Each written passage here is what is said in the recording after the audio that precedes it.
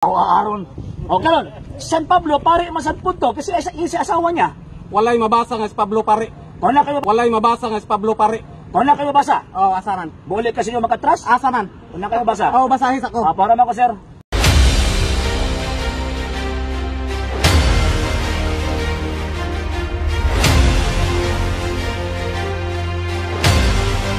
So, ang imong yung kanina, basta tawag ka ng pare, kinahalan minyo yun. Minyo yun. Si Cristo kay pare man minyo po. Lapaw lagi na siya. Minyo ba nila? Ikaw ang pagkatao si Cristo, di ba?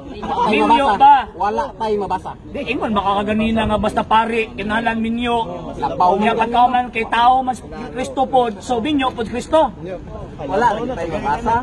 Sa tao man Ay lagi pagsulti nga walay mabasa lang. Wa man po ta mabasa.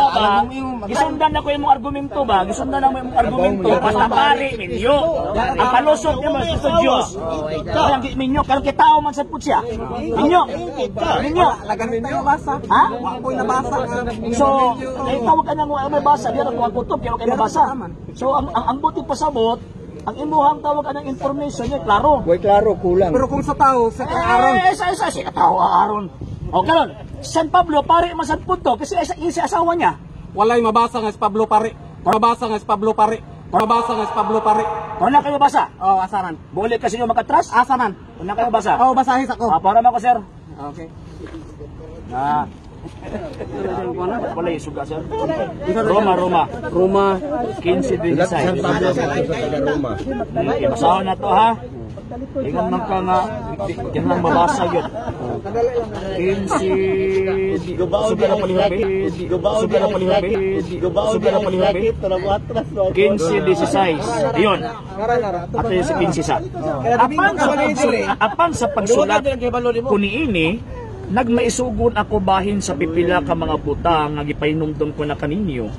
Nagmaisugon ako tungod sa pribilehiyo nga gihatag kanako sa Dios sa akong pagkasunugo ni Kristo Jesus sa pag-alagad sa mga Pilipino. Nag-alagad ako ingon nga pari. Awali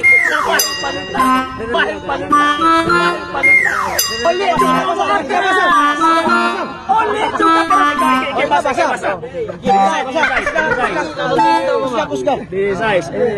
Yung din to, gibasa yun. Sa Basa ba? Siya. Sa pagka sa akong pagkasulugoon ni Kristo Jesus sa akong pag-alagad sa mga dili Hudyo, nag-alagad ako ingon nga para